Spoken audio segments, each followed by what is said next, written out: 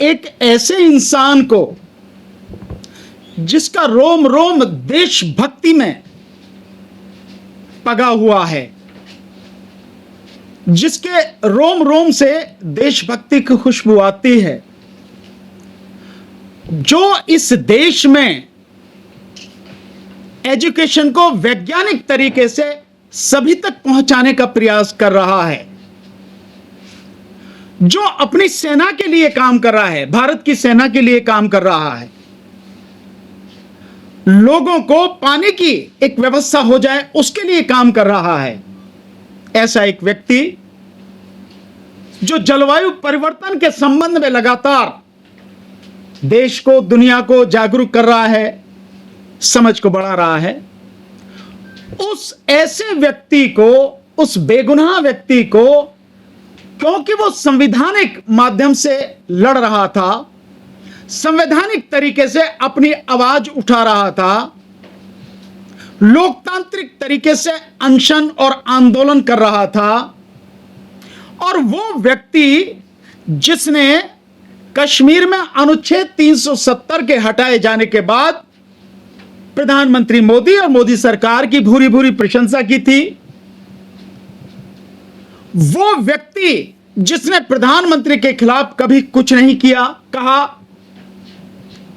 आज इस देश की मोदी सरकार ने, देश के गृह मंत्री ने उस व्यक्ति को, उस बेगुनाह व्यक्ति को एनएसए यानी राष्ट्रीय सुरक्षा कानून, रासुका जिसे बोलते हैं, उसके तहत गिरफ्तार करके जेल में डाल दिया और इस समय जोधपुर जेल में बंद किया हुआ है। उस व्यक्ति का अपराध क्या है? उस व्यक्ति का अपराध सिर्फ यही है कि मोदी सरकार ने जो वादे उस व्यक्ति से किए, सिर्फ उन वादों की वो याद दिला रहा था सरकार को और कह रहा था कि सरकार अपने वादे पूरे करे। वो व्यक्ति कौन है? आप सब जानते हैं। वो व्यक्ति हैं सोनम वांगचुक, लद्दाख से। और आप इस तरह से भी और जानते होंगे, पूरी दुनिया जानती है कि उनके ऊपर जो 3 इडियट फिल्म बनी है, उस 3 इडियट फिल्म में जो आमिर खान साहब ने फुंगसुक वांगडू का जो किरदार निभाया है, बेसिकली वो उन्हीं पर आधारित है। लद्दाख के लोगों को उनकी शिक्षा को जमीन से आसमान तक पहुंचाने के लिए, पूरे वैज्ञानिक तरीके से पहुंचाने के लिए, वैज्ञानिक सोच के साथ उस व्यक्ति ने जो काम किया है वो दुनिया में अपने आप एक मिसाल है। कितने ही पेटेंट उस व्यक्ति के नाम पर हैं। उस व्यक्ति ने, जो हमारी भारतीय सेना के सिपाही हैं, सैनिक हैं, वहां उस ठंड में रहते हैं, उस ठंड में उनको दिक्कत होती है, उस ठंड से बचाने के लिए सौर ऊर्जा से गर्म एक टेंट बनाकर, ताकि हमारे सैनिक उसमें आराम से रह सकें, सो सकें, वो व्यवस्था उस व्यक्ति ने की है। पानी की कमी हो जाती है, उसके लिए उसने व्यवस्था की है कि जिस तरह से ग्लेशियर्स बनते हैं, वो ग्लेशियर्स बनाएं और उसके बाद में, ताकि गर्मियों के दिनों में पानी की व्यवस्था हो जाए किसानों को, उन सबको। वो व्यक्ति आज इस सरकार के शिकंजे में है, बेगुनाह होते हुए, सोनम वांगचुक।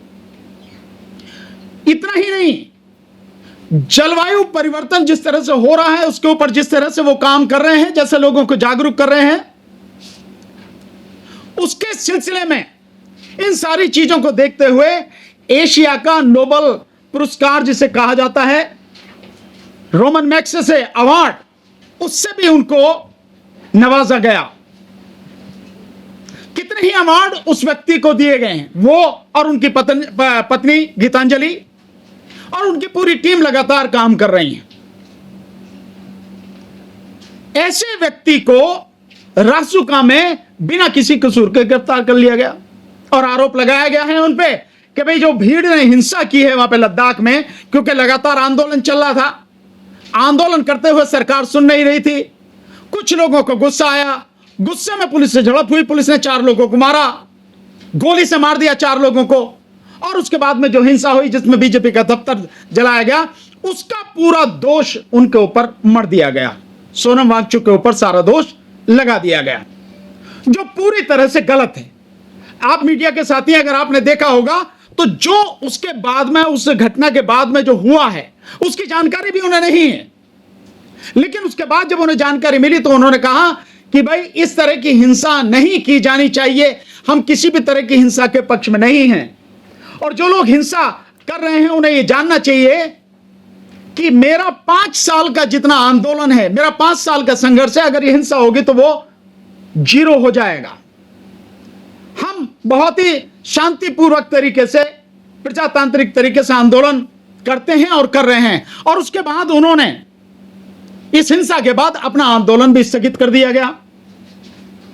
और न केवल यह कि हिंसा में जो लोग हैं, एक झूठा आरोप कि यह व्यक्ति कांग्रेस पार्टी का काउंसलर है, किसी और की फोटो और उसको कह दिया कि कांग्रेस का यह काउंसलर है, यह कह के जो बीजेपी के तनखैया कीड़े हैं आईटी सेल के, उन्होंने चारों तरफ प्रचार भी किया, झूठ। यहां तक कि अपने आप को बड़ा पढ़ा लिखा कहता वो संबित पात्रा, उसने भी, और कितने ही बीजेपी के नेताओं ने इस तरह की जो झूठी पोस्ट हैं, फोटो हैं, वीडियोस हैं, उनको जारी किया। तो एक झूठा प्रचार करके, एक झूठा नैरेटिव बना के एक बेगुनाह व्यक्ति को जेल में डाल दिया गया, झूठी एफआईआर करके। मुझे नहीं पता कहां तक सच है, लेकिन अभी तक की मेरी जानकारी जो हमें मिल पा रही है वो ये है कि उस व्यक्ति को जो एफआईआर हुई है, एफआईआर की गई है, उस एफआईआर की कॉपी भी अभी तक नहीं दी गई है। जबकि नियम यह है कि आप किसी को गिरफ्तार कर रहे हैं तो गिरफ्तारी से पहले उसको गिरफ्तारी के कारण बताएंगे कि हम क्यों गिरफ्तार कर रहे हैं आपको। तो गिरफ्तारी के कारण कहां होंगे? एफआईआर में होंगे, स्वाभाविक है। तो एफआईआर देंगे आप उनको, उसके बाद ये सारी चीजें करेंगे। तो आप गैरकानूनी काम कर रहे हैं।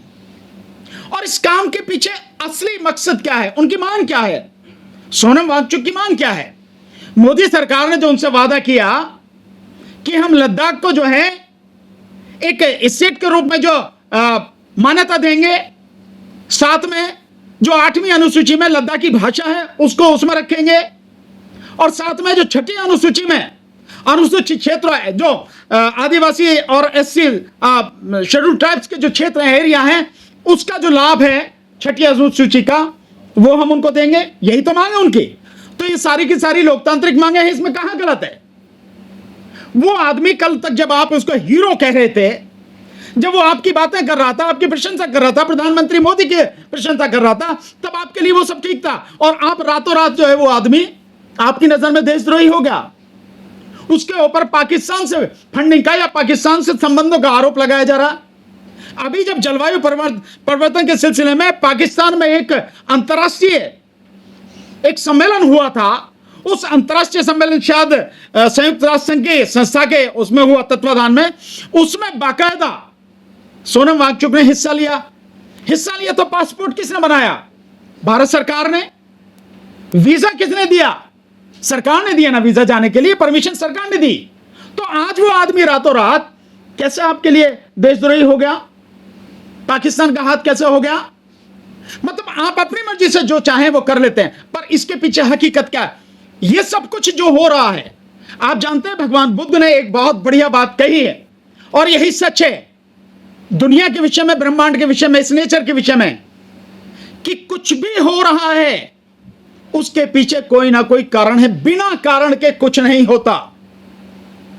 तो अगर सोनम वांगचुक की गिरफ्तारी हुई है, इतना बड़ा अत्याचार एक बेगुनाह व्यक्ति, एक निर्दोष व्यक्ति के साथ किया गया है, लद्दाख की जनता के साथ में किया गया है, तो कारण तो है। कारण है कि वहां पर जो जमीन है, चरागाह की जो जमीन है, वो जमीन अडानी को देने की तैयारी है। कितनी जमीन है सर? 13,000 एकड़। 13,000 एकड़ जमीन, 13,000 एकड़ जमीन अडानी को देने की तैयारी है, जिस पर वो अपना सोलर प्लांट लगाएगा। और विरोध उसका इस बात के लिए इसलिए कहा जा रहा है कि वो जो जमीन है, वो जो पहाड़ है, वो पहाड़ जो है फ्रेजाइल पहाड़ है, यानी बनते हुए पहाड़ है। अभी वो एक तरह से कहें कि बच्चा है, वो बन रहे हैं वो पहाड़। अभी उसकी जमीन जो है वो जमीन भी सख्त नहीं है। उस पे अगर इस तरह के प्लांट लगाए जाएंगे, इस तरह का जो प्रोजेक्ट लगाया जाएगा, वो पहाड़ बेकार हो जाएंगे, बर्बाद हो जाएंगे। और अगर कहीं की जमीन बर्बाद होती है तो वहां का पूरा समाज बर्बाद हो जाता है।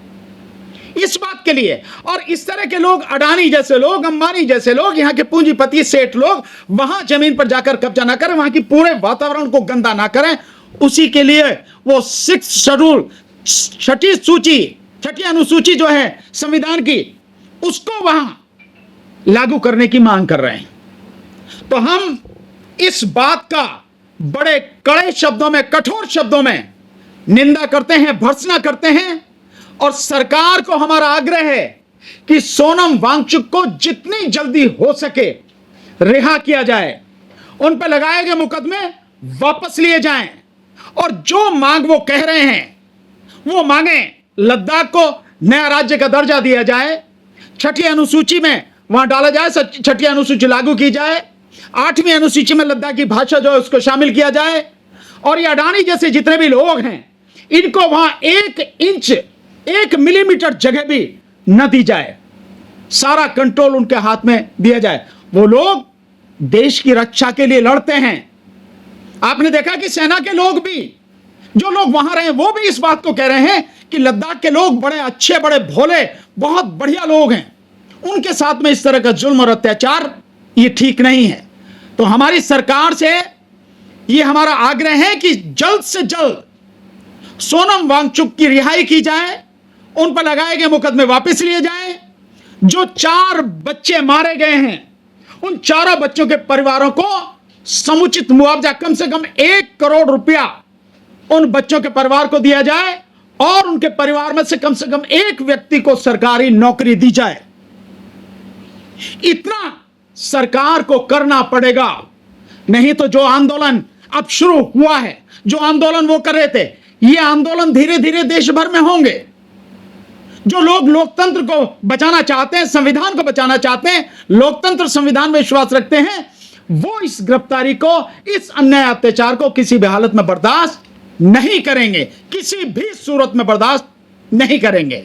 तो सरकार से मेरा फिर आग्रह है कि उनको रिहा किया जाए, सोनम वांगचुक को तत्काल उन पर लिखे जो FIR है उसको खत्म किया जाए, उनकी सारी मांगे मानी जाए, और जिन 4 लोगों की हत्या की गई है उन चारों को बाकायदा मुआवजा दिया जाए, जो हमने कहा कि 1 करोड़ मुआवजा, और एक परिवार के व्यक्ति को 1 नौकरी, सरकारी नौकरी दी जाए।